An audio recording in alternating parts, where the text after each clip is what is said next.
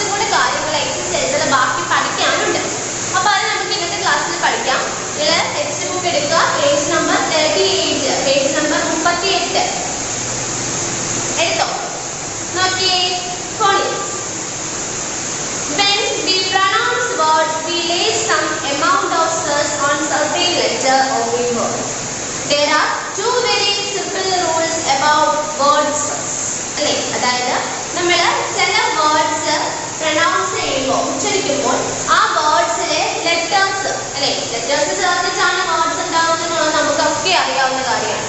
അപ്പോൾ ഇതുപോലെ നമ്മൾ ചില വേർഡ്സ് പ്രൊനൗൺസ് ചെയ്യുമ്പോൾ അതിലെ ചില ലെറ്റേഴ്സിന് നമ്മളൊരു സ്ട്രെസ് കൊടുക്കാറുണ്ട്. ആ ലെറ്റർ നമ്മൾ ഊന്നി പറയാറുണ്ട്, കുറച്ചൊരു സമ്മർദ്ദം കൊടുത്ത് കുറച്ച് ഊന്നി പറയാറുണ്ട് അല്ലേ. അപ്പൊ അങ്ങനെയുള്ള വേർഡ്സ് നമുക്ക് അതായത് ഏതൊക്കെയാണ്, അല്ലെങ്കിൽ അതിനകത്തുള്ള റൂൾസ്, അങ്ങനെ നമ്മൾ പറയുമ്പോൾ അതിലുള്ള റൂൾസ് ഏതൊക്കെയാണ് എന്നുള്ളതാണ് നമ്മളിപ്പോൾ ഇവിടെ പഠിക്കുന്നത്. First rule, one word can have only one stress അല്ലേ, അതായത് ഒരു വേർഡ് അല്ലെ, ഒരു വേർഡ് അല്ലെ, ആ വേർഡ് ഒരു വാക്കിന് അല്ലെങ്കിൽ ഒരു വേർഡിന് ഒരു വട്ടം മാത്രമേ എന്തെങ്കിലും നമ്മൾ ഒരു സ്ട്രെസ് കൊടുക്കാറുള്ളൂ അല്ലെ. ഒരു വേർഡ് എഴുതുമ്പോൾ അതിലെ ഉള്ള ലെറ്റേഴ്സിന് ഏതെങ്കിലും ഒരു ലെറ്ററിന് മാത്രമായിരിക്കും നമ്മൾ മിക്കവാറും സ്ട്രെസ് കൊടുക്കാറുള്ളത്. In English language, the stress is on only one part of the word അല്ലെ. ഇംഗ്ലീഷ് ലാംഗ്വേജിൽ, ഇംഗ്ലീഷ് ഭാഷയിൽ നമ്മൾ ഒരു വേർഡ് എഴുതുമ്പോൾ ആ വേർഡിൽ നമ്മൾ ഒരു വട്ടം മാത്രമേ stress കൊടുക്കാറുള്ളൂ. The syllables are shown as O and the part with the stress is shown as O അല്ലെ. അതായത് നിങ്ങൾക്ക് അവിടെ ഒരു എക്സാമ്പിൾ കൊടുത്തിട്ടുണ്ട്, ഒരു വേർഡ് പ്രോബ്ലം എന്നുള്ള ഒരു വേർഡ് നിങ്ങൾക്ക് അവിടെ കൊടുത്തു.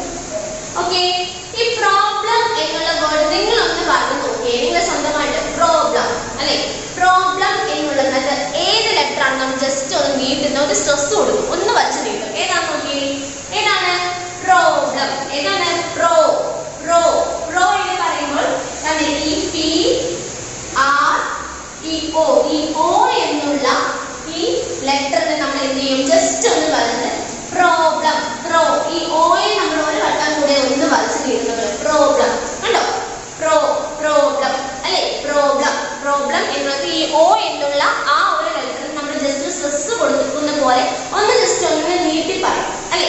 അതാണ് അവിടെ നിങ്ങൾക്ക് ഫസ്റ്റ് റൂളിൽ പറയുന്നത്. ഇതുപോലെ ചില വേർഡ്സ് എഴുതുമ്പോൾ അതിലെ ചില ലെറ്റേഴ്സിന് നമ്മൾ ജസ്റ്റ് ഒന്ന് സ്ട്രെസ് ചെയ്തിട്ടാണ് എന്ത് ചെയ്യുന്നത് പറയുന്നത്. ഓക്കെ, സെക്കൻഡ് റൂൾ എന്ന് പറയുന്നത് we can only stress vowels not consonants അല്ലെ. അതായത് നമ്മൾ എന്താണ് vowels, vowels എന്ന് പറഞ്ഞാൽ ഇംഗ്ലീഷിലുള്ള സ്വരാക്ഷരങ്ങൾ. ഏതൊക്കെയാണ് vowels എന്ന് അറിയാമോ? A, E, I, O, U അല്ലെ. ഈ പറഞ്ഞ A, E, I, O, U ഈ 5 ലെറ്റേഴ്സിനും നമ്മൾ എന്ത് ചെയ്യുന്നുണ്ട്, സ്ട്രെസ് കൊടുക്കാറുണ്ട്. ഈ A, E, I, O, U എന്നുള്ള ലെറ്റേഴ്സ് ഏതെങ്കിലും വേർഡിൽ വരികയാണെങ്കിൽ ആ ഈ പറഞ്ഞ ഈ വവൽസ് ആ ലെറ്റേഴ്സിന് നമ്മൾ അവിടെ എന്ത് ചെയ്യും, ഒന്ന് ചെറുതായിട്ട് ഒന്ന് സ്ട്രെസ് കൊടുത്താണ് പറയുന്നത്. Okay, non consonants, consonants means എന്താണ്, വ്യഞ്ജനാക്ഷരങ്ങൾ എന്ന് പറയേ. വ്യഞ്ജനാക്ഷരങ്ങൾക്ക് ഇത് ബാധകമല്ല. അവിടെ നമ്മൾ വ്യഞ്ജനാക്ഷരങ്ങൾ ഈ A, E, I, O, U ഈ 5 ലെറ്റേഴ്സ് മാറ്റിയിട്ട് ബാക്കിയുള്ളവർക്കൊന്നും നമ്മൾ എന്ത് ചെയ്യില്ല, ഇങ്ങനത്തെ സ്ട്രെസ് കൊടുക്കാറില്ല. നോക്കിയേ, A, E, I, O, you are vowels. The rest of the letters in the alphabet are consonants അല്ലെ. അതായത് ഈ A, E, I, O, U എന്നുള്ളതാണ് നമ്മുടെ ഇംഗ്ലീഷിലെ vowels എന്ന് പറയുന്നത് അല്ലെ. ഇവയ്ക്ക് ഈ പറഞ്ഞ 5 ലെറ്റേഴ്സ് നമ്മൾ ഏതെങ്കിലും ഒരു വേർഡിൽ ചേരുമ്പോൾ ആ വേർഡിൽ ഈ ലെറ്റേഴ്സ് പറയുമ്പോൾ ജസ്റ്റ് ഒന്ന് സ്ട്രെസ് ചെയ്തിട്ടാണ് പറയുന്നത്. പക്ഷേ ബാക്കിയുള്ള ലെറ്റേഴ്സ് അല്ലെ, A, E, I, O, U കഴിഞ്ഞിട്ടുള്ള ബാക്കി ഇംഗ്ലീഷ് ലെറ്റേഴ്സിനൊന്നും നമ്മൾ സ്ട്രെസ് കൊടുക്കാറില്ല. അവയൊക്കെ എന്താണ്, കൺസോണൻസ് ആണ്. Okay, if we follow this rule, it becomes easier for us to understand where to lay the stress in a word. But there are many expectations to this rule and it is better to add stress naturally. Let us study some disyllabic and trisyllabic words with stress on the first syllable.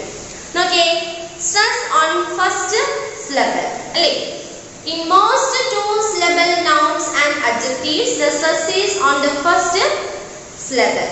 അതായത് നിങ്ങൾ നോക്കി നമ്മൾ ഇവിടെ പറഞ്ഞു problem അല്ലെ. Problem എന്നുള്ളതിനകത്ത് നിങ്ങൾ നോക്കുമ്പോൾ PRO അല്ലെ, ഈ പ്രോ എന്നുള്ളതിനാണ് നമ്മൾ അവിടെ എന്ത് ചെയ്യുന്നത്, കൂടുതൽ പറഞ്ഞത്. ഈ O എന്നുള്ളത് നമ്മൾ ജസ്റ്റ് നീട്ടി ഈ PRO എന്നുള്ള ഈ ലെറ്റേഴ്സ് നമ്മൾ അവിടെ ഒരു ഇമ്പോർട്ടൻസ് അല്ലെങ്കിൽ കുറച്ച് നമ്മൾ നല്ല രീതിയിൽ പ്രൊനൗൺസ് ചെയ്യണം. പ്രോ അല്ലേ. Second word engine. എൻജിൻ എന്ന് നിങ്ങൾ ഒന്ന് പറഞ്ഞു നോക്കി. അവിടെ ഏതൊക്കെ വേർഡാണ്? EN അല്ലേ. എൻജിൻ അല്ലേ. എൻ എന്നുള്ളതാണ് നമ്മൾ കുറച്ചുകൂടെ നോക്കി പറയുന്നത് അല്ലേ. AEIOU E അല്ലേ. അവിടെ വവൽസ് വരുന്നുണ്ട്. ജസ്റ്റ് സാമ്പിൾ സാ എന്നുള്ളത് നോക്കിയേ. സാമ്പിൾ എന്ന് പറയുന്നത് സാ എന്നുള്ളത് അവിടെ ആ പോലാണ് വരുന്നത്. A അല്ലേ. AEIOU A എന്താണ്? വവൽസ് ആണ്. Then cartoon കാ എന്നുള്ളത് നോക്കുമ്പോഴും A എന്ന് പറഞ്ഞാൽ എന്താണ്? വവൽസ് ആണ്. Then happy ഹ എന്ന് പറയുമ്പോൾ അവിടെ ആടെ സൗണ്ട് ആണ്. ഹ അല്ലേ. happy. Then tender എന്ന് പറഞ്ഞാൽ അവിടെ എന്താണ്? E എന്താണ്? വവൽസ് ആണ്. Then clever എന്ന് പറയുമ്പോൾ അവിടെയും E ഉണ്ട് അല്ലേ. അവിടെയും നമ്മൾ എന്ത് ചെയ്യുന്നുണ്ട്? ജസ്റ്റ് സ്ട്രെസ് കൊടുക്കുന്നുണ്ട്. Then present അല്ലേ. അവിടെയും നമ്മൾ എന്ത് ചെയ്യുന്നുണ്ട്? സ്ട്രെസ് കൊടുക്കുന്നുണ്ട്. അടുത്ത നോക്കിയേ. അവിടെ നിങ്ങൾക്ക് പറഞ്ഞിരിക്കുന്നത് in 3 syllable words we look at the word ending to determine the stress. Okay, first പറഞ്ഞത് in 3 syllable words ending with ER and LY the stress is on the first syllable O. കണ്ടോ? അതായത് ഏതെങ്കിലുമൊക്കെ words ER ലും LY ലും ഒക്കെ അവസാനിക്കുകയാണെങ്കിൽ നമ്മൾ അതിന്റെ ആദ്യത്തെ വരുന്ന ഭാഗത്തായിരിക്കും സ്ട്രെസ് കൊടുക്കുക. നിങ്ങൾ നോക്കി properly എന്ന് പറയുമ്പോൾ അതിന്റെ ഏറ്റവും അവസാനം LY അല്ലെ. LY ആണ് ചേർത്തത്. properly അല്ലെ. LY. അപ്പൊ അവിടെ നമ്മൾ സ്ട്രെസ് കൊടുക്കുന്നത് properly PRO അതാണ് നമ്മൾ അവിടെ എന്ത് ചെയ്യുന്നത്? സ്ട്രെസ് ഓയ്ക്കാണ് നമ്മൾ അവിടെ സ്ട്രെസ് കൊടുക്കുന്നത്. സെക്കൻഡ് മാനേജർ അതിന്റെ അവസാനം എന്താണ്? ER ആണ് അവസാനിക്കുന്നത് അല്ലെ. ER ആണ് അവസാനിക്കുന്നത്. അവിടെയും നമ്മൾ സ്ട്രെസ് കൊടുക്കുന്നത് മാനേജർ അല്ലെ. മാനേജർ ആദ്യത്തെ ലെറ്റേഴ്സിനാണ്. Then sincerely അല്ലെ. അവിടെ LY കൊണ്ടാണ് ആ ഒരു വേർഡ് അവസാനിക്കുന്നത്. അപ്പൊ അവിടെ നമ്മൾ അതിന് മുന്നേ പറയുന്നത് sincerely SIN അല്ലെ. sincerely. Then teenager എന്ന് പറയുമ്പോൾ അവിടെ അവസാനം ER ലാണ് അവസാനിക്കുന്നത്. teenager അല്ലെ. നമ്മൾ അവിടെ ഒന്ന് നീട്ടുന്നത് teenager E ആണ് അല്ലെ.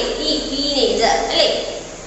സെക്കൻഡ് പറഞ്ഞത് in 3 syllable words ending in a Y or a consonant the stress is on the first syllable. അതായത് ഇനി ഏതെങ്കിലും ഒക്കെ വേർഡ്സ് Y ൽ മാത്രം അവസാനിക്കുന്നെങ്കിൽ ഇവിടെ നമ്മൾ പറഞ്ഞ ER അല്ലെങ്കിൽ LY ലാണ് അല്ലേ. നോക്കുമ്പോൾ അറിയാം.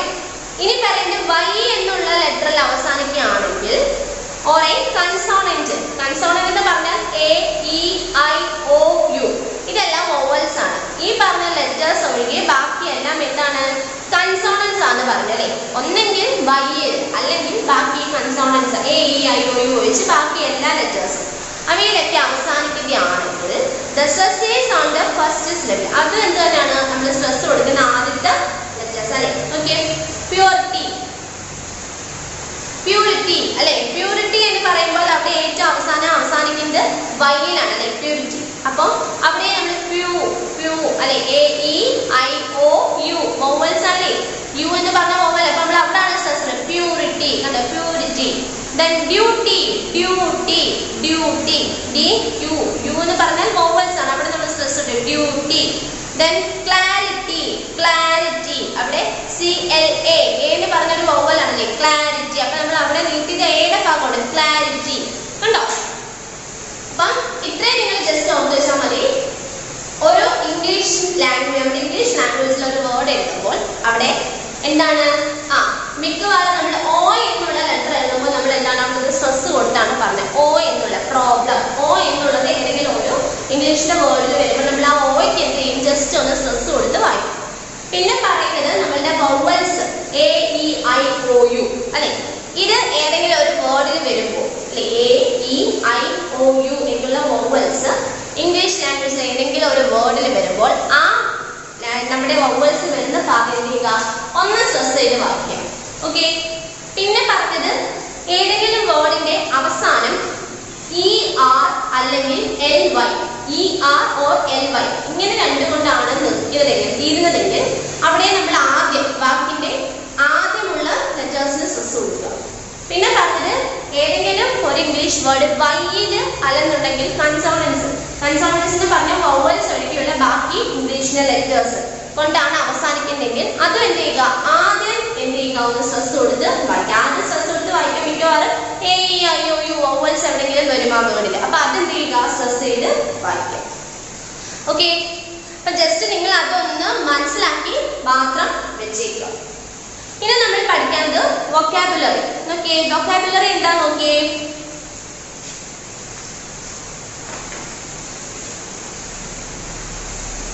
The soldiers taught the villagers to make a stone soup. The word stone tells us what soup it was. It could also have been a carrot soup, a tomato soup, a cabbage soup, etc. Words which describe nouns are called adjectives. They usually appear before the noun. അല്ലേ, അതായത് the soldiers taught the villagers to make a stone soup. അല്ലേ, അതായത് കല്ല് കൊണ്ട് എങ്ങനെയാണ് soup ഉണ്ടാക്കാൻ എന്നുള്ളത് നമ്മുടെ സോൾജേഴ്സ്, പട്ടാളക്കാരാണ് എന്ത് ചെയ്തത്, ആ ഗ്രാമത്തിലുള്ള ആളുകൾക്ക് പഠിപ്പിച്ചു കൊടുത്തത്. അല്ലേ, കല്ല് കൊണ്ട് എങ്ങനെയാണ് സൂപ്പ് ഉണ്ടാക്കുന്നത് എന്നുള്ള കാര്യം ആ ഗ്രാമവാസികൾക്ക് ഈ പട്ടാളക്കാർ സോൾജേഴ്സ് ആണ് പഠിപ്പിച്ചു കൊടുത്തത്. The word stone tell us what soup it was. അല്ലേ, അതായത് നമ്മളോട് പറയാം സൂപ്പ്. സൂപ്പ് എന്ന് പറയുമ്പോൾ നമുക്കറിയാമോ അത് എന്തിന്റെ സൂപ്പാണ്. ഒരുപാട് സൂപ്പ് ഉണ്ട് അല്ലെ, വെജിറ്റേറിയൻ സൂപ്പ് ഉണ്ട്, നോൺ വെജ് സൂപ്പ് ഉണ്ട് അല്ലെ. അപ്പൊ ഒരുപാട് സൂപ്പ് ഉണ്ട്. അപ്പൊ നമ്മളോട് പറയാ സൂപ്പ് എന്ന് മാത്രം പറഞ്ഞാൽ നമുക്കറിയാമോ അതിനകത്തുള്ളത് എന്ത് സൂപ്പാണ്, അതിനകത്ത് വെജ് ആണോ നോൺ വെജ് ആണോ എന്തായിരിക്കും നമുക്കറിയാമോ? ഇല്ല അല്ലേ. അപ്പോ ആ സൂപ്പ് എന്നുള്ളതിനെ നമ്മൾ എങ്ങനെ വിശേഷിപ്പിച്ചു? സ്റ്റോൺ സൂപ്പ്, അതായത് കല്ല് കൊണ്ടുള്ള സൂപ്പ് എന്ന് പറഞ്ഞു അല്ലെ. അപ്പൊ ആ സ്റ്റോൺ സൂപ്പ് എന്ന് കേൾക്കുമ്പോൾ നമുക്കറിയാം ആ സൂപ്പിനകത്ത് എന്തുണ്ട്, സ്റ്റോൺ ആണെന്ന് അല്ലെ, കല്ലാണെന്ന് നമുക്ക് അറിയാൻ പറ്റും അല്ലെ. ഇത്തരത്തില് it could also have been a carrot soup, a tomato soup and a cabbage soup. അല്ലെ, ഇതുപോലെ നമ്മളോട് പറയാണ് carrot soup. carrot soup എന്ന് പറയുമ്പോൾ അതിന്റെ ഇൻഗ്രീഡിയന്റ് എന്തായിരിക്കും? മെയിൻ ക്യാരറ്റ് ആയിരിക്കും. then tomato soup, ടൊമാറ്റോ എന്ന് പറയുമ്പോൾ നമുക്കറിയാം ആ സൂപ്പിൽ ടൊമാറ്റോ ആണ്. then cabbage soup എന്ന് പറയുമ്പോൾ നമുക്കറിയാം ആ സൂപ്പ് എന്ന് പറഞ്ഞാൽ ക്യാബേജിന്റെ ആണ് അല്ലെ. അതുപോലെ ഏതൊരു വേർഡിന് മുന്നേയും ആ ഒരു വേർഡ് അല്ലെ, ഏതൊരു എന്താണ് പറയുന്നതൊക്കെ അവിടെ ഉണ്ട്. Words which describe nouns are called adjectives. അല്ലെ, നാമങ്ങളെ വിവരിക്കുന്ന ഉപനാമങ്ങളിൽ ഒരു നാമം ആ നാമത്തിനെ വിശേഷിപ്പിക്കുകയാണ് തൊട്ട് മുന്നേ ചേർക്കുന്ന വേർഡ് ഉണ്ട് അല്ലെ. അപ്പൊ സൂപ്പ് എന്ന് പറയുന്നത് ഒരു നാമം, ആ നാമത്തെ നമ്മൾ വിശേഷിപ്പിച്ചു സ്റ്റോൺ സൂപ്പ്, കല്ല് കൊണ്ടുള്ള സൂപ്പ്. ആ സൂപ്പിനെ നമ്മൾ എന്ത് ചെയ്തു, വിശേഷിപ്പിക്കുകയാണ് സ്റ്റോൺ സൂപ്പ്, കല്ല് കൊണ്ടുള്ള സൂപ്പ് എന്ന് നമ്മൾ അതിനെ വിശേഷിപ്പിച്ചു. അങ്ങനെയുള്ള നാമത്തിനെ വിശേഷിപ്പിക്കുന്ന ഉപനാമങ്ങളെ അല്ലെ എന്ത് പറയുന്നു? അഡ്ജക്റ്റീവ്സ് എന്ന് പറയുന്നു. നാമം അല്ലെ, അവരുടെ നാമം, ആ നാമത്തിനെ എന്തുകൊണ്ടാണോ വിശേഷിപ്പിക്കുന്നത് അതിനെയാണ് അഡ്ജക്റ്റീവ്സ് എന്ന് പറയുന്നത്. അപ്പോ താഴെ അവിടെ എക്സാമ്പിൾ നോക്കിയേ. Syed is a smart boy അല്ലെ. സെയ്ദ് എന്ന് പറയുന്നത് ഒരു ബോയ് ആണ്, ഒരു ആൺകുട്ടിയാണെന്ന് ഉണ്ട്. എങ്ങനെയുള്ള ആൺകുട്ടിയാണ്? ഇറ്റ്സ് എ സ്മാർട്ട് ബോയ്, മിടുക്കനായിട്ടുള്ള ഒരു കുട്ടിയാണ്. അപ്പോ ബോയ് എന്നുള്ള ആ ഒരു നാമത്തിനെ വിശേഷിപ്പിച്ചതാണ് അതിന് തൊട്ട് മുന്നേ കൊടുത്ത സ്മാർട്ട് എന്നുള്ള വേർഡ് അല്ലെ.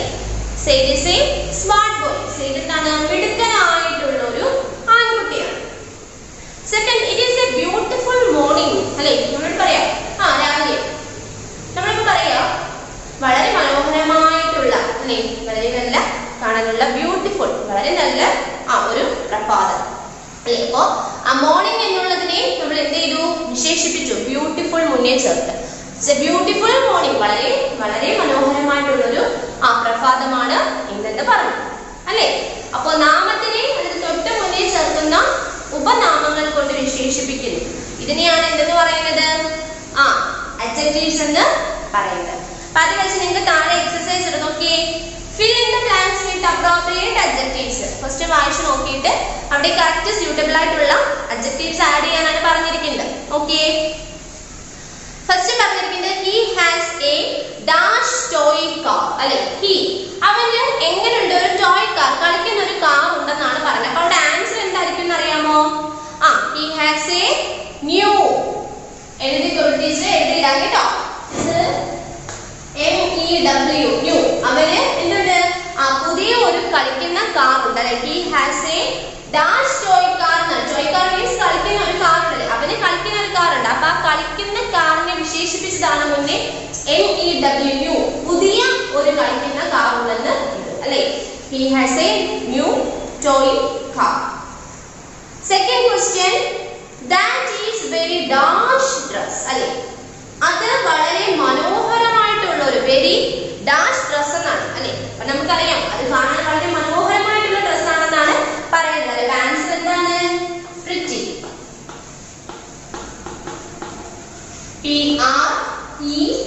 PRETTY pretty. അതെന്താണ്? കാണാൻ വളരെ മനോഹരമായിട്ടുള്ള ഡ്രസ്സാണ്. അപ്പൊ ആ ഡ്രസ്സിനെ നമ്മൾ വിശേഷിപ്പിച്ചതാണ് അതിന് തൊട്ട് മുന്നേ ചേർത്ത ഈ പ്രിറ്റി എന്നുള്ള word. Then third, this is a dash dog. അല്ലേ? dash dog എന്ന് പറഞ്ഞാൽ എന്താണ്? this is a dash dog. ഇത് എങ്ങനെയുള്ള ഒരു ഡോഗ് ആണ്? faithful dog അല്ലേ? വളരെയധികം ഭാഗ്യമായിട്ടുള്ള ഒരു ഡോഗ് ആണ് അല്ലേ? faithful.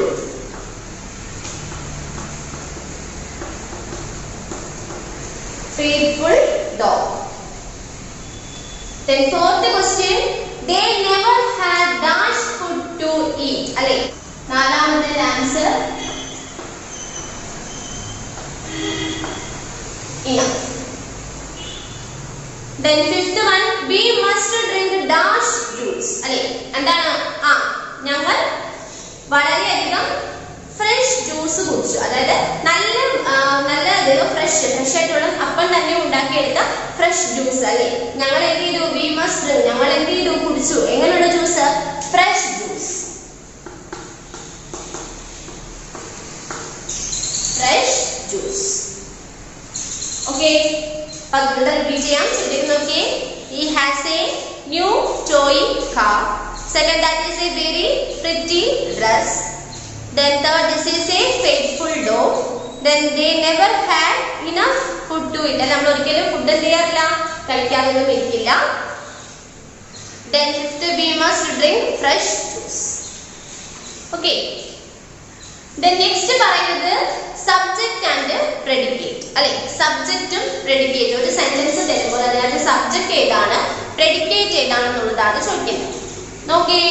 A sentence is a group of words that makes complete sense or expresses a complete idea. അല്ലേ? അതായത് ഒരു സെന്റൻസ്, ഒരു വാക്യം എന്ന് പറയുന്നത് എന്താണ്? It is a group of words അല്ലേ? ഒരുപാട് വേർഡ്സ് കൂടി ചേർന്നിട്ടാണ് ഒരു സെന്റൻസ് മേക്ക് ചെയ്യുന്നത്, ഒരു സെന്റൻസ് ആയിട്ട് മാറുന്നത്.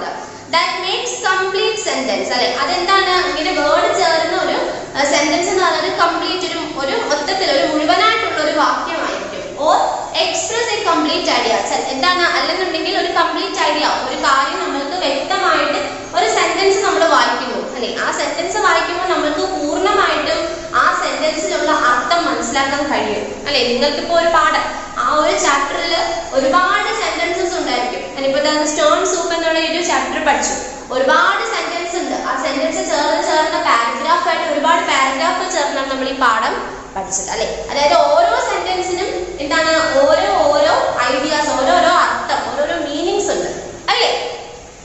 നോക്കിയേ. For example, Sita is a good girl അല്ലെ? സീത എന്ന് പറയുന്ന കുട്ടി എന്താണ്?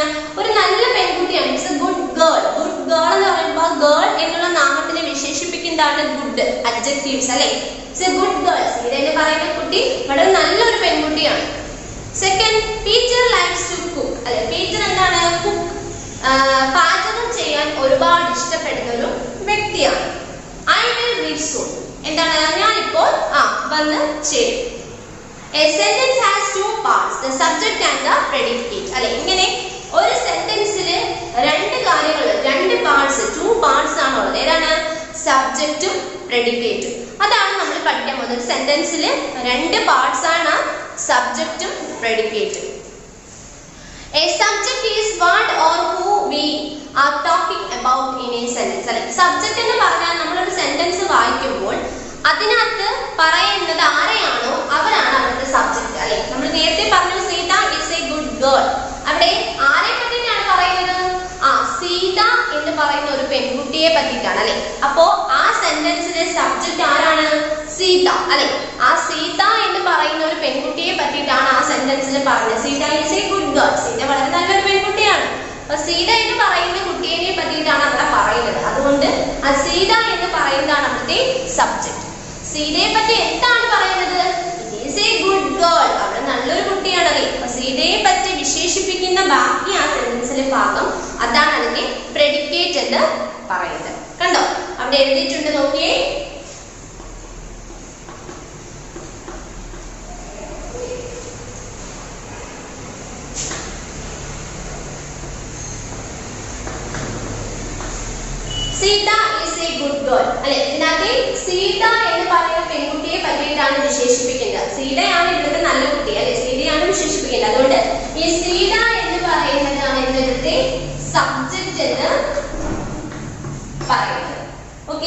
then സിയുടെ എന്താണ് വിശേഷിപ്പിക്കുന്നത്?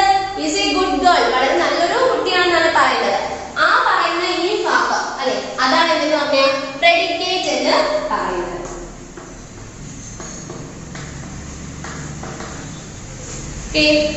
മനസ്സിലായോ? ഒരു സെന്റൻസിൽ ആരെ പറ്റിയിട്ടാണോ വിശേഷിപ്പിക്കുന്നത് അത് അവിടുത്തെ സബ്ജക്റ്റും, അവരെ പറ്റിയിട്ട് എന്താണോ അവിടെ പറയുന്നത് അത് അതിന്റെ പ്രെഡിക്കേറ്റും ആണ്. ഇങ്ങനെയാണ് ഒരു സെന്റൻസിൽ നമ്മൾ 2 പാർട്സ് ആയിട്ട് ഡിവൈഡ് ചെയ്യുന്നത്, സബ്ജക്റ്റും പ്രെഡിക്കേറ്റും. ഓക്കെ, ദെൻ അവിടെ തന്നെ നിങ്ങൾ അതിന്റെ ഇപ്പുറത്തെ പേജ് എടുത്തേ, പേജ് നമ്പർ 39, പേജ് നമ്പർ 39. പാചകം ചെയ്യാൻ ഒരുപാട് ആഗ്രഹിക്കുന്നത്. ഇവിടെ പീറ്റർ ലൈക്സ് ടു കുക്ക് എന്നുള്ള ഈ സെന്റൻസിൽ ആരെ പറ്റിയിട്ടാണ് പറയുന്നത്? ആർക്കാണ് കൂടുതൽ പാചകം ചെയ്യാൻ ആഗ്രഹം? പീറ്ററിനാണ് അല്ലേ? ഇവിടുത്തെ സബ്ജക്ട് എന്താണ്? Peter. Okay, then likes to cook അല്ലേ? പീറ്ററിന് പാചകം ചെയ്യാൻ ആഗ്രഹമാണ്. അപ്പം പീറ്ററിനെ പറ്റിയിട്ട് ബാക്കി വിശേഷിപ്പിക്കുന്നതാണ് likes to cook. അപ്പൊ ഇവിടുത്തെ ബാക്കി പ്രെഡിക്കേറ്റ് ഇത്.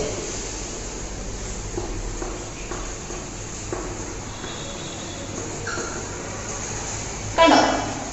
then third ഇവിടെ പറയുന്നത് I will reach soon എന്ന് പറഞ്ഞാൽ എന്താണ്? ഞാൻ ഉടനെ എത്തും അല്ലേ? അപ്പൊ അവിടെ I will reach soon, ആരാണ് ഉടനെ എത്തുന്നത്? ഞാൻ അവിടെ ഉടനെ എത്തും എന്നാണ്. അപ്പൊ ഇവിടുത്തെ സബ്ജക്ട് ആരാണ്? ഈ ഞാനാണ് അല്ലേ? ഞാൻ എന്നുള്ള വ്യക്തിയാണ് അവിടെ I, ഞാൻ അല്ലെ? അപ്പൊ ഇവിടെ ഇതാണ് ഇവിടുത്തെ സബ്ജക്ട് അല്ലെ? ആരാണ് എത്തുന്നത്?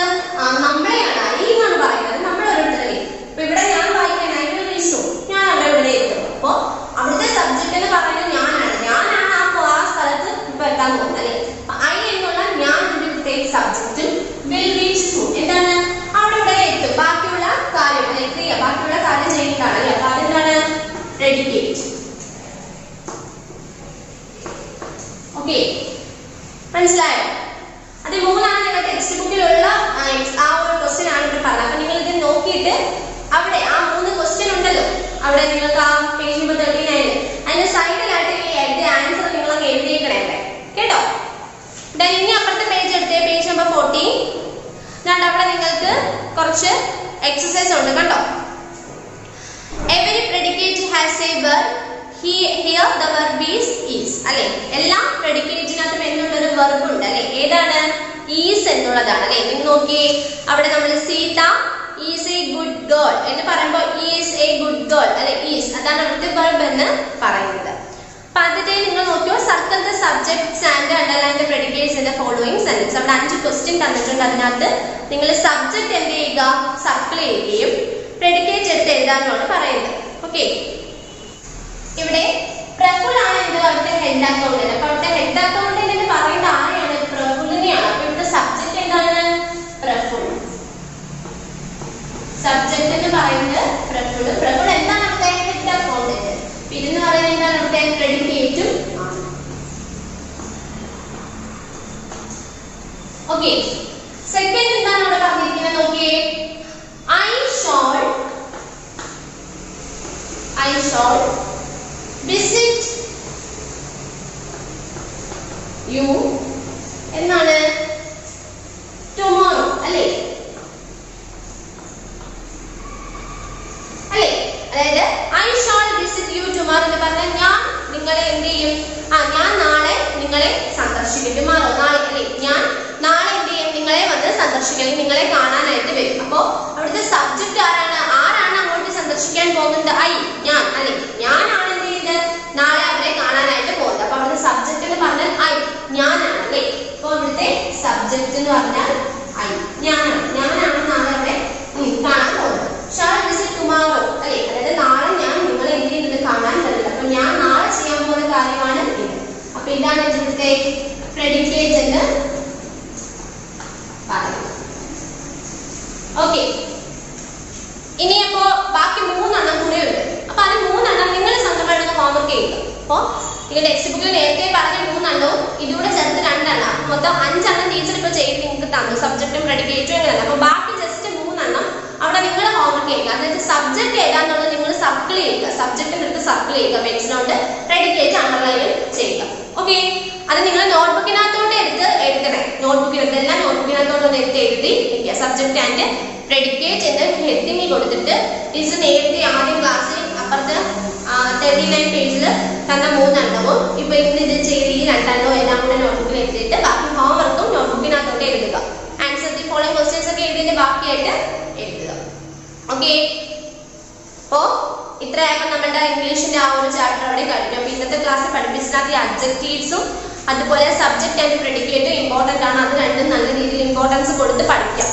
ഓക്കെ ഓക്കെ തന്നെ നമുക്ക് എന്ത് ചെയ്യാം, മാത്സ് കൂടെ പഠിക്കാം. അപ്പൊ നിങ്ങൾക്ക് മാത്സിന്റെ നോട്ട്ബുക്കും ഒക്കെ എടുക്കുക. നോക്കൂ, നമുക്ക് മാത്സ് പഠിച്ചു തുടങ്ങാം.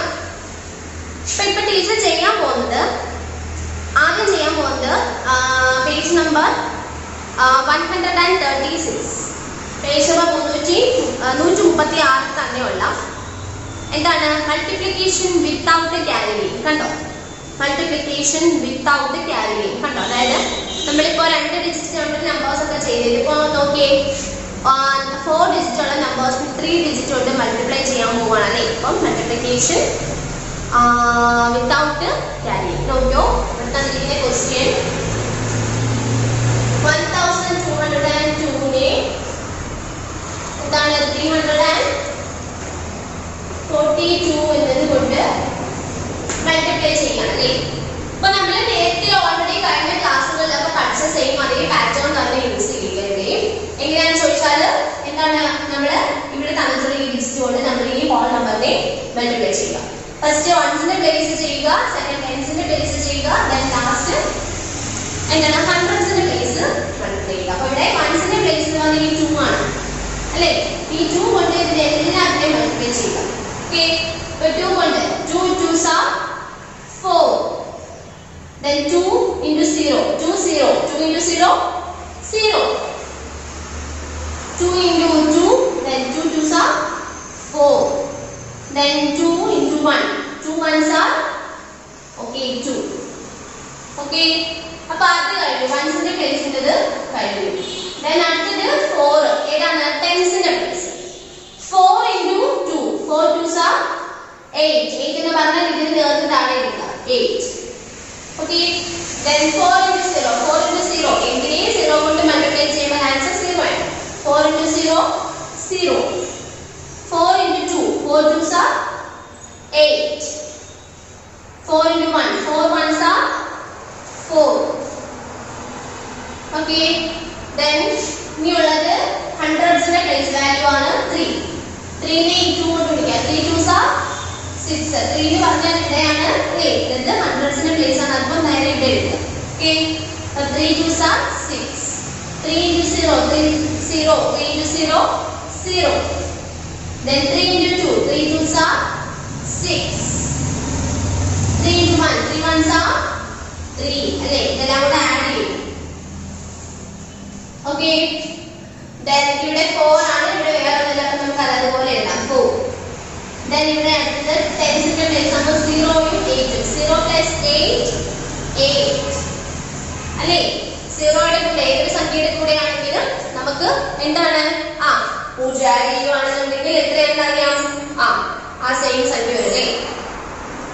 then ഹൺഡ്രഡ്സിന്റെ പ്ലേസ് 4 plus 0 4 plus 0 എത്രയാണ് 4. then ആ 4ന്റെ കൂടെ 6 ആഡ് ചെയ്യുക, 4 plus 6 10 അല്ലേ. 10 ആണ്, 10ന്റെ 0 ഇവിടെ എഴുതുക, 1 അടുത്ത പ്ലേസിലോട്ട് ക്യാരി ഓവർ ചെയ്തിരിക്കും. കണ്ടോ. then ഇനി 2 plus 8 എത്രയാണ്, 2 plus 8 2 plus 8 equal to 10 അല്ലേ. 10 അല്ല, 10ന്റെ കൂടുതൽ ഇവിടെ നമ്മൾ ക്യാരി ഓവർ ചെയ്തിട്ട് ഒന്ന് കൂടെ ആഡ് ചെയ്യുക, 10 plus 1 11 അല്ലേ. അപ്പോ 11ന്റെ 1 ഇവിടെ എഴുതി, ഈ 1 അടുത്ത പ്ലേസിലോട്ട് ക്യാരി ഓവർ ചെയ്തിരിക്കും. okay, then 6 plus 4 അല്ലേ. 6 plus 4 നമ്മൾ ഇവിടെ ചെയ്യും, 6 plus 4 equal to 10 അല്ലേ. 10ന്റെ കൂടെ ഇവിടെ നമ്മൾ ക്യാരി ഓവർ ചെയ്തിട്ട് 1 ആഡ് ചെയ്തപ്പോൾ 10 plus 1 11, അപ്പോൾ 11ന്റെ 1 ഇവിടെ എഴുതി, ഈ 1 ഇങ്ങോട്ടേക്ക് ക്യാരി ഓവർ ചെയ്തിട്ടുണ്ട്. then 3യുടെ കൂടെ ഇവിടെ വേറെ ആഡ് ചെയ്യാനൊന്നുമില്ല, നമ്മൾ ക്യാരി ഓവർ ചെയ്തിട്ട് 1 ഉള്ളൂ. 3 plus 1 4. so answer 4,11,082 അല്ലേ. 4,11,080. okay, മനസ്സിലായോ? ഇല്ലെങ്കിൽ ടെക്സ്റ്റ് ബുക്കിലുള്ള സെയിം പ്രോബ്ലം ആണ് ടീച്ചർ ചെയ്തിരിക്കുന്നത്. ഇനി അതിന് ഇപ്പുറത്തെ പേജ് നോക്കിയേ, പേജ് നമ്പർ 137, പേജ് നമ്പർ 137 ഏറ്റവും മുകളിൽ മൾട്ടിപ്ലിക്കേഷൻ വിത്ത് ക്യാരി കണ്ടോ? അത് നോക്കിയേ. ക്വസ്റ്റ്യൻ എഴുതട്ടെ, നോക്കൂ. ഇവിടെ നമ്മൾ നോക്കുക, ആദ്യം കോൺസ്റ്റന്റ് പ്ലേസ് വാല്യൂ ഉള്ളത് കൊണ്ട് നമ്മൾ ആ ഹോൾ നമ്പറിൽ എന്ത് ചെയ്യുക, മൾട്ടിപ്ലൈ ചെയ്യുക. ഫസ്റ്റ് 3 ആണ് ഉള്ളത് അല്ലേ, 3 കൊണ്ട് ഇതിനെ ഫുള്ള് എന്ത് ചെയ്യുക, മൾട്ടിപ്ലൈ ചെയ്യുക. അത് 3 into 1 4 3 into 4 അല്ലേ, 3 4s are എത്രയാണ് 3 4s are 12 അല്ലേ, 12 ആണ്. നമുക്ക് ഇപ്പോൾ ഇത്രയും നേരം ചെയ്തപ്പോൾ നമുക്ക് ഇവിടെ ഒരു 1 ഡിജിറ്റ് നമ്പർ ഒക്കെ ആയിരിക്കും കിട്ടുന്നത് അല്ലേ. ഇതുപോലെ 2 ഡിജിറ്റ് നമ്പർ മൾട്ടിപ്ലൈ ചെയ്തപ്പോൾ നമുക്ക് കിട്ടിയിട്ടുണ്ടോ? ഇല്ല അല്ലേ. അപ്പൊ ആദ്യം 4 into 3 നമുക്ക് കിട്ടി 12. ഈ 12 നമ്മൾ മറ്റേ ചെയ്യുന്ന ആഡ് ചെയ്യുമ്പോൾ ചെയ്യുന്ന പോലെ തന്നെ ഈ 1ന്റെ പ്ലേസ് എടുത്ത് 2 ഇവിടെ എടുക്കുക. ദെൻ ഈ 1 എന്ത് ചെയ്യുക, അടുത്ത പ്ലേസിലോട്ട് ക്യാരി ഓവർ ചെയ്തിരിക്കുക. കണ്ടോ? മനസ്സിലായോ? അപ്പൊ 4 into 3 എന്ന് പറഞ്ഞാൽ 12 ആണ് കിട്ടിയത്. ഈ 12ന്റെ 1ന്റെ പ്ലേസിലുള്ള 2 നമ്മൾ ഇവിടെ എഴുതി. ദെൻ ഈ 1 അടുത്ത പ്ലേസിലോട്ട് ക്യാരി ഓവർ ചെയ്തിട്ട് മുകളിൽ എഴുതി. ഓക്കെ, അഡിഷൻ ഒക്കെ ചെയ്യുന്ന പോലെ തന്നെ അതുപോലെ മുകളിലോട്ട് എഴുതി. Then ഈ 3 കൊണ്ട് ഈ 3നെ ഗുണിക്കല്ലേ, 3 3s are 3 into 3 3 3s are 9 അല്ലേ. 9ന്റെ കൂടെ നമ്മൾ ഇവിടെ ക്യാരി ഓവർ ചെയ്തിട്ട് 1 എന്ത് ചെയ്യുക, ആഡ് ചെയ്യുക. 9 plus 1 10 അല്ലേ, 10 ആണ്. ഈ 10ന്റെ 1ന്റെ പ്ലേസ് 0 നമ്മൾ ഇവിടെ എഴുതി. ഇനി ഈ 1 എന്ത് ചെയ്തു, അടുത്ത പ്ലേസിലോട്ട് ക്യാരി ഓവർ ചെയ്ത് എഴുതി. കണ്ടോ? ഇനി എന്ത് ചെയ്യുക, 3നെ നമ്മൾ ഈ 8 കൊണ്ട് മൾട്ടിപ്ലൈ ചെയ്യാം. 8 into 3 അല്ലേ, എത്രയാണ് 24 അല്ലേ, 24ന്റെ കൂടെ മുകളിൽ ഇവിടെ കിടക്കുന്ന ഈ 1 എന്ത് ചെയ്യുക, ആഡ് ചെയ്യുക. 24ന്റെ കൂടെ 1 ആഡ് ചെയ്യുമ്പോൾ 25 എന്ന് കിട്ടി. 25 ഈ 5 എന്ത് ചെയ്യുക, ഇവിടെ എഴുതുക. ദെൻ ഈ 2 കൊണ്ട് അടുത്ത പ്ലേസിലോട്ട് ക്യാരി ഓവർ ചെയ്ത് മുകളിലോട്ട് എഴുതുക. കണ്ടോ? ഇനി എന്ത് ചെയ്യുക, 3 into 2 3 2s are 6 6 plus 2 6 plus 2 equal to 8. അത് നമ്മൾ ഇവിടെ എഴുതി. കണ്ടോ? മനസ്സിലായോ? ഇവിടെ അഡിഷൻ ഒക്കെ ചെയ്യുന്ന പോലെ തന്നെ രണ്ട് നമ്പേഴ്സ് 2 ഡിജിറ്റ് നമ്പർ വരണമെങ്കിൽ 1ന്റെ പ്ലേസ് ഒക്കെ എഴുതിയിട്ട് 10ന്റെ പ്ലേസ് അടുത്തോട്ട് ക്യാരി ഓവർ ചെയ്ത് എഴുതിയത് കൂട്ടും. ദെൻ അടുത്ത ഇനി 4 ആണ് അല്ലേ. അപ്പൊ ഈ 3 കഴിഞ്ഞു, ഇനി 4 കൊണ്ട് നോക്കാം. 4 into 4 4 4s are 16 അല്ലേ. അപ്പൊ ഇത് ഞാൻ മായ്ക്കാണ് കേട്ടോ, ഇത് മായ്ക്കാണ്, ഇത് മനസ്സിലായേ ചെയ്തേ. Then 4 into 4 4 4s are 16 അല്ലേ. 16 വരുമ്പോ ഈ 6 നമ്മൾ എന്ത് ചെയ്തു, ഇതിന് താഴെ ഇട്ടു. Then ഈ 1 ഉണ്ടല്ലോ, ഈ 1 എന്ത് ചെയ്തു, അടുത്ത പ്ലേസിലോട്ട് ക്യാരി ഓവർ ചെയ്തു. അതായത് ഇങ്ങോട്ടേക്ക് ഇതേ ഇതാണ് 16. അപ്പൊ ഇവിടെ 6 എഴുതി 1 ഇങ്ങോട്ടേക്ക് എഴുതി. Okay, then 4 into 3 4 3s are എത്രയാണ്, 4 3s are 12 അല്ലേ. 12 ൽ കൂടെ നമ്മൾ എന്ത് ചെയ്യും, ഇവിടെ ഈ 1 കൊടുക്കണ്ട, 1 കൂടെ ആഡ് ചെയ്യുക. 12 plus 1 30 3 ഇവിടെ എഴുതി. 1 അടുത്ത പ്ലേസിലോട്ട് ക്യാരി ഓവർ ചെയ്തു. കണ്ടോ? then 4 into 8 32 അല്ലേ. 32 ന്റെ കൂടി 1 കൂടെ ആഡ് ചെയ്യുമ്പോൾ 32 plus 1 33 ആണല്ലോ. 33 ന്റെ 3 ഇവിടെ എഴുതി, ബാക്കി ഒരു 3 ഉള്ളത് ഇങ്ങോട്ടേക്ക് മാറ്റി. then 4 into 2 4 2s are 8 അല്ലേ. 8 ന്റെ കൂട്ടത്തിൽ ഈ എന്ത് 3 കൂടെ ആഡ് ചെയ്യും. 8 plus 3 equal to 11 അല്ലേ. 11 എന്ന് പറയുമ്പോൾ ഇനി അങ്ങോട്ട് നമുക്ക് പറഞ്ഞു ഇവിടെ ചെയ്യാം, നമുക്ക് അതുപോലെ ഇല്ല 11. ഓക്കെ, then next 3 അല്ലേ. 3 കൊണ്ട് നമുക്ക് ഇനി എന്ത് ചെയ്യാം, മൊത്തം നമ്പറിനെ ചെയ്യാം. ഇത് മായ്ക്കുകയാണെങ്കിൽ ഇപ്പൊ നമ്മൾ 4 കൊണ്ട് ചെയ്തതാണ് അവിടെ എഴുതിയത് അല്ലേ. നിങ്ങൾ ചെയ്യുമ്പോൾ ടെക്സ്റ്റ് ബുക്കിൽ അല്ല നോട്ട്ബുക്കിൽ ചെയ്യുമ്പോൾ മുകളിൽ കുറച്ച് സ്ഥലം ഇട്ടിട്ട് വേണം ചെയ്യാൻ. ഇതിനൊക്കെ മായ്ച്ച് മുകളിലോട്ട് എഴുതാതെ, നിങ്ങൾ ചെയ്യുമ്പോൾ കുറച്ച് മുകളിലോട്ട് സ്ഥലം ഇട്ടിട്ടൊക്കെ ചെയ്യാം കേട്ടോ. then 3 into 4 3 4s are 12 അല്ലേ. 12 into 2 ഇവിടെ എഴുതി. 12 ഈ 12 ൽ 1 എന്ത് ചെയ്യുക, അടുത്ത പ്ലേസിലോട്ട് ക്യാരി ഓവർ ചെയ്തു. then 3 3s are 3 9. 9 കൂടെ 1 കൂടെ ആഡ് ചെയ്തപ്പോൾ 10 അല്ലേ 10. 0 ഇവിടെ എഴുതി 1 ഇങ്ങോട്ടേക്ക് മാറ്റി എഴുതി. Then 3 8s are 24 അല്ലേ 24 ന്റെ കൂട്ടത്തിൽ 1 കൂടെ ആഡ് ചെയ്തു. 24 plus 1 25. ആ 5 ഇവിടെ എഴുതി 2 ഇങ്ങോട്ടേക്ക് എഴുതി. Then 3 into 2 3 2s are 6. 6 plus 2 6 plus 2 equal to 8. Then എല്ലാം കഴിഞ്ഞു ഇനി ആഡ് ചെയ്യും. Okay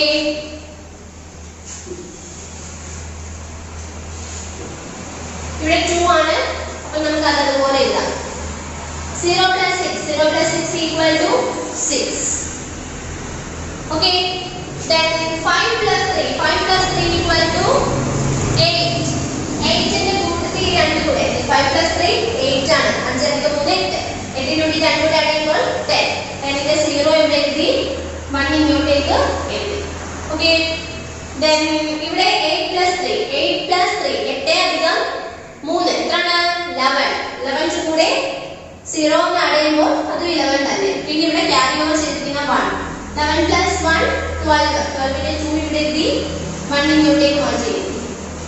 5 plus 1 equal to 6. 6 ന്റെ കൂടെ മുകളിലുള്ള 1 കൂടെ അല്ലേ 6 plus 1 7. Then 8 plus 1 9. So find answer 9,72,062. 9,72,062. Okay. Okay. അപ്പോൾ ഇത് നിങ്ങൾ ചെയ്യുമ്പോൾ ശ്രദ്ധിക്കേണ്ട കാര്യം എന്ന് വെച്ചാൽ ഇത് നമ്മൾ ആദ്യം ചെയ്തത് ഇന്നത്തെ ക്ലാസ്സിൽ ഫസ്റ്റ് ചെയ്ത പ്രോബ്ലത്തിൽ നമുക്കിത് ഇങ്ങനെ വിത്തൗട്ട് ക്യാരിങ് ഈ അഡീഷൻ ചെയ്യുമ്പോൾ വരുന്നത് നമുക്കറിയാം. പക്ഷേ ഈ മൾട്ടിപ്ലിക്കേഷൻ ചെയ്യുമ്പോൾ അങ്ങനെ വരുന്നത് നിങ്ങൾ ആദ്യമായിട്ട് ഫസ്റ്റ് പഠിക്കേണ്ട കാര്യങ്ങൾ. അപ്പോൾ അത് കുറച്ചൊരു പ്രയാസം കാണും. അപ്പോൾ എന്ത് ചെയ്യുക ചെയ്ത് നോക്കുക കേട്ടോ. അപ്പോൾ ടീച്ചർ പഠിപ്പിക്കുമ്പോൾ ക്ലാസ് നന്നായിട്ട് ശ്രദ്ധിച്ചിരിക്കേണ്ട സ്വന്തമായിട്ട് ചെയ്ത് നോക്കുക. അപ്പോൾ ചെയ്ത് നോക്കുമ്പോൾ നിങ്ങൾക്ക് ഇവിടെ ഗുണിക്കുന്നതിന് പ്രശ്നം വരുത്തില്ല. അപ്പം ഈ 4 × 3 അല്ലേ 4 × 3 അപ്പൊ അത് 12 ആണെന്ന് നമുക്കറിയാം അല്ലേ. അത് പ്രശ്നം വരില്ല. 12ന്റെ എന്താണ് വൺസിന്റെ പ്ലേസ് ആയിട്ടുള്ള ഈ 2 നമ്മൾ ഇവിടെ ഇട്ടുകൊണ്ട് എന്ത് ചെയ്യും ഈ 1 അടുത്ത പ്ലേസിലോട്ട് ക്യാരി ഓവർ ചെയ്തെടുക്കും. അവിടെയാണെങ്കിൽ നിങ്ങൾക്ക് കുറച്ചൊരു ബുദ്ധിമുട്ട് വരുന്നു. അപ്പൊ അത് നിങ്ങൾ 2-3 കണക്ക് റിപ്പീറ്റ് ചെയ്ത് നോക്കുമ്പോൾ ആ ബുദ്ധിമുട്ട് അങ്ങ് മാറും. ഓക്കെ, ഇത് രണ്ടും നിങ്ങൾ തൽക്കാലം നോട്ട്ബുക്കിനകത്തോട്ട് എഴുതി എടുക്കണ്ട. കാര്യം എന്താ വെച്ചാൽ നിങ്ങൾ ടെക്സ്റ്റ് ബുക്കിലോട്ട് നിങ്ങൾ ചെയ്ത് നോക്കുക, അത്ര പ്രശ്നമില്ല. ഇനി തൊട്ട് ചെയ്യുന്ന കാര്യങ്ങൾ എന്ത് ചെയ്യുക നോട്ട്ബുക്ക് എടുത്തിട്ട് മൾട്ടിപ്ലൈ ദ ഫോളോയിങ്ങിന്റെ ഹെഡിങ് ഒക്കെ എടുത്തിട്ട് ചെയ്യുക. അതായത് പേജ് നമ്പർ 137 എക്സസൈസ് 3.5 എക്സസൈസ് 3.5 ആണ്. ഇതാണ് ഇനി നിങ്ങൾക്ക് ഇപ്പം ടീച്ചർ ചെയ്യാൻ പോകുന്നത്. ആദ്യത്തെ 3 കണക്ക് ടീച്ചർ ഇപ്പം ചെയ്തു തരാം. ബാക്കി ഞാൻ പറയുന്ന കണക്കെല്ലാം നിങ്ങൾ സ്വന്തമായിട്ട് ഹോംവർക്ക് ചെയ്യുക. ഓക്കെ ഓക്കെ ടീച്ചർ നിങ്ങളുടെ text book exercise 3.5 first problem ആണ് ചെയ്യാൻ പോകുന്നത്.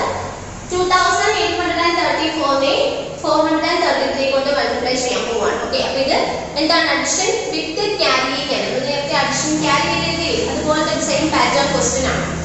ഫസ്റ്റ് നമ്മൾ ഇവിടുത്തെ വൺസിന്റെ പ്ലേസ് 3 ആണ്. 3 കൊണ്ട് ഈ ഹോൾ നമ്പറിനെ മൾട്ടിപ്ലൈ ചെയ്യാൻ പോവാണ്. 4 × 3 4 3s are 12 അല്ലേ 12. 12ന്റെ 2 ഇവിടെ എഴുതി 1 ഇങ്ങോട്ടേക്ക് ഓക്കെ ക്യാരി ചെയ്ത്. Then 3 × 3 3 3s are 9 അല്ലേ 3 3s are 9. 9 കുഴപ്പമില്ല, ഒരു ഡിജിറ്റ് നമ്പർ ആണ്, പ്രശ്നമില്ല. പക്ഷെ 9 കൂടുതൽ ഇവിടെ ക്യാരി ഓവർ ചെയ്തിട്ട് 1 കൂടെ ആഡ് ചെയ്യണം. അപ്പൊ 9 + 1 equal to 10 അല്ലേ 10 ആണ്. 10ന്റെ 0 നമ്മൾ ഇവിടെ എഴുതി 1 അടുത്ത പ്ലേസിലോട്ട് ക്യാരി ഓവർ ചെയ്തിരിക്കും. ഓക്കെ, then next ഇനി 3നെ 8 ഉണ്ട് അല്ലേ 8 × 3 എത്രയാണ് 8 3s are 24. 8 3s are 24. 24ന്റെ കൂടി 1 കൂടെ ആഡ് ചെയ്യണം. 24 + 1 25 അല്ലേ 25ന്റെ 5 ഇവിടെ എഴുതി 2നെ അടുത്ത പ്ലേസിലോട്ട് ക്യാരി ഓവർ ചെയ്തിരിക്കും. Then 3നെ 2 കൊണ്ട് 3 2s are 6. 6 + 2 6 + 2 എത്രയാണ് 8.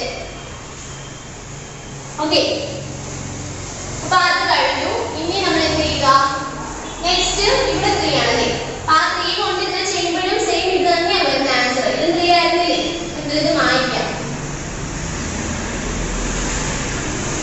3 into 4, 3 4s are 12 അല്ലേ.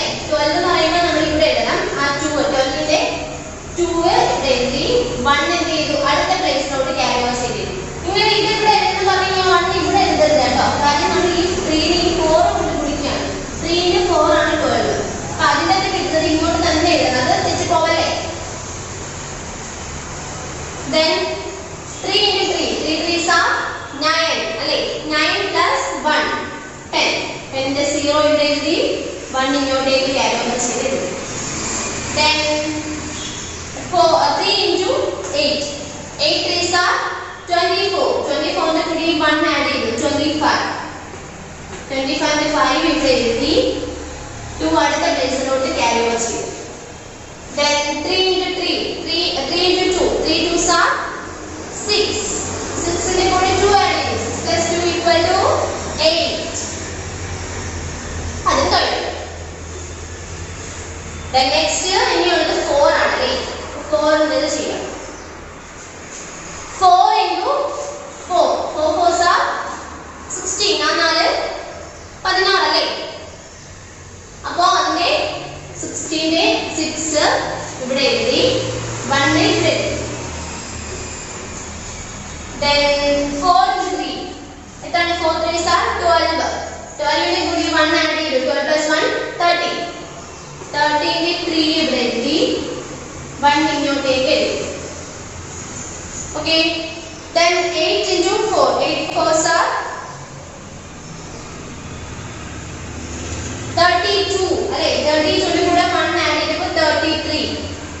ആ 3 ഇവിടെ എഴുതി 3 ഇങ്ങോട്ടേക്ക് ക്യാരി ചെയ്തു.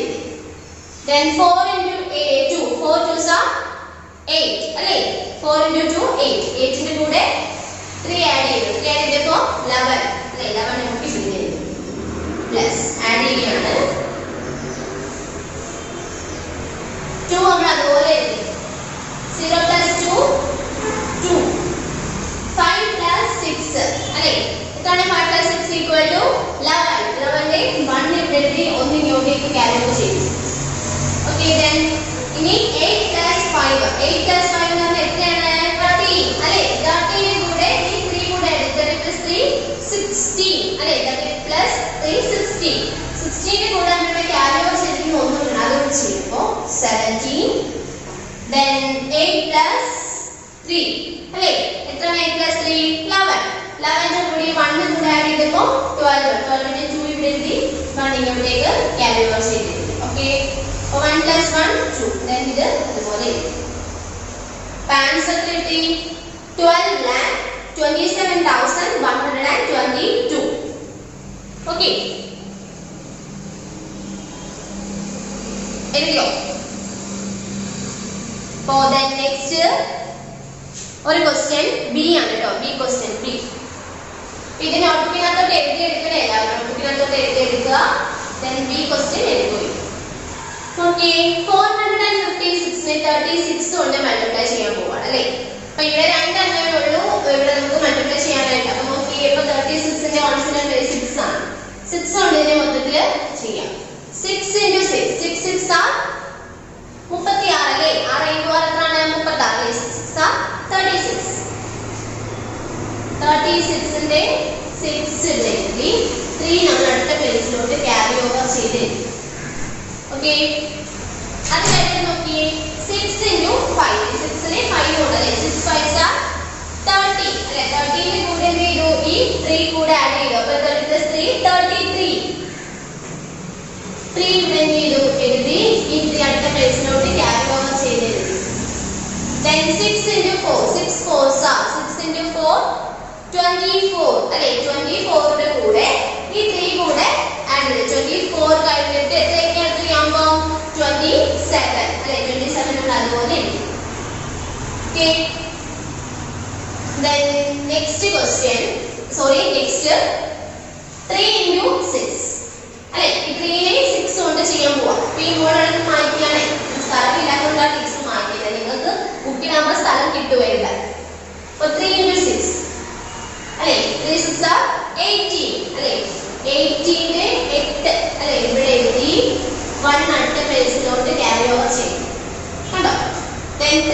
5. 3 5s are 50.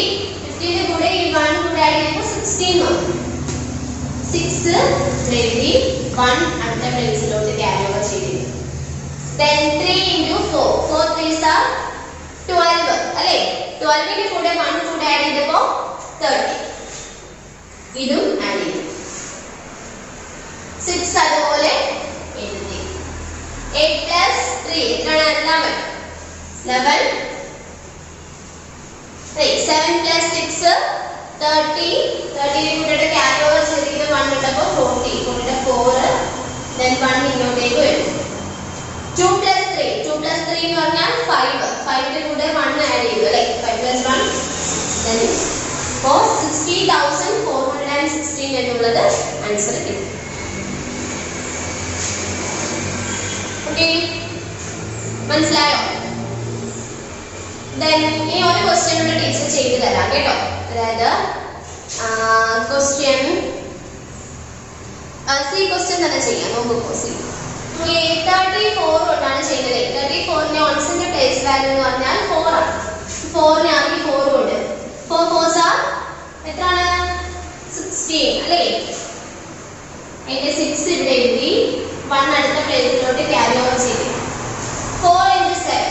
7 4s are 28 അല്ലേ? 28ന്റെ കൂടി 1 കൂടെ ആഡ് ചെയ്തു. 28 plus 1 29.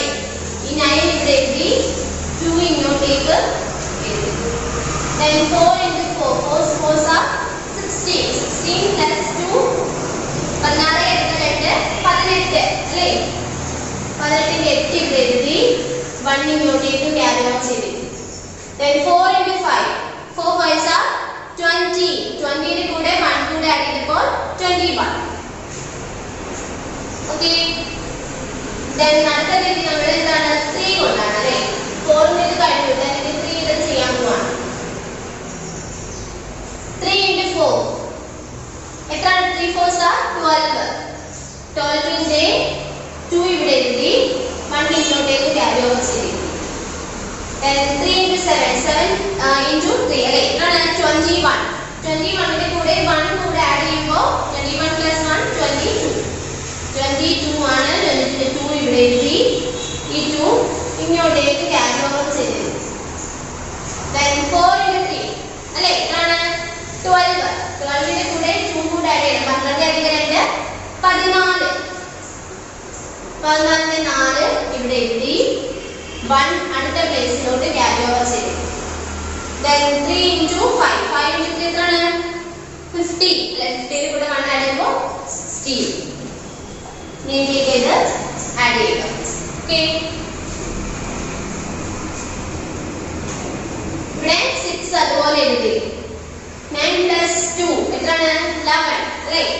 11 ന്റെ 1 ഇവിടെ 1 എഴുതി. 8 plus 2 10. 10 ന്റെ കൂടെ 1 ആഡ് ചെയ്തപ്പോൾ 11. 11 ന്റെ 1 ഇവിടെ. 4 plus 1 5. 5 ന്റെ കൂടി 1 ആഡ് ചെയ്തപ്പോൾ 6. Then 6 plus 2. 6 plus 2 എത്രയാണ്? 8. Then ഈ 1 ഇവിടെ ആഡ് ചെയ്തു. So the final answer എത്രയാണ്? 1,86,116 എന്ന് കിട്ടി. ഓക്കേ, ഇതെല്ലാം നോട്ട്ബുക്കിനകത്തോട്ട് എഴുതി എടുക്കണേ. പിന്നെ അതിനകത്ത് എക്സസൈസ് 3.5 തന്നെ ടീച്ചർ ഹോംവർക്ക് തരികയാണ്. അപ്പോൾ നിങ്ങൾ ഇതിനകത്ത് എത്ര എഴുതി? A B C 3 ടീച്ചർ ചെയ്ത് കാണിച്ചിട്ട് നിങ്ങൾ ചെയ്യേണ്ട ഹോംവർക്ക് ഡി.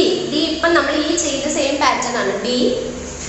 ദെൻ പിന്നെ ചെയ്യേണ്ടതെന്ന് വെച്ചാൽ ഇ ഉണ്ട് കേട്ടോ. D E. ദെൻ പിന്നെ ചെയ്യേണ്ടത് G. Then last I. Sorry L കേട്ടോ. എല്ലും ചെയ്യണം. അതായത് ഒന്നുകൂടെ പറയാം. D E G L 4 homework കേട്ടോ. 4 ടീച്ചർ ഇപ്പൊ ഇവിടെ നിങ്ങൾക്ക് 3 നിങ്ങൾക്ക് ചെയ്ത് തന്നിട്ടുണ്ട്. ഇപ്പം ഇനി 4 ഹോംവർക്ക്. ഡിയും ഇയും ജിയും എല്ലും കേട്ടോ. ഏതൊക്കെയാണ് ഇവിടെ എഴുതിയിട്ടേക്കാം.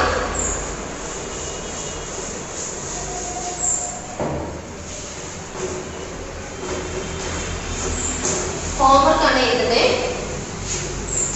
B E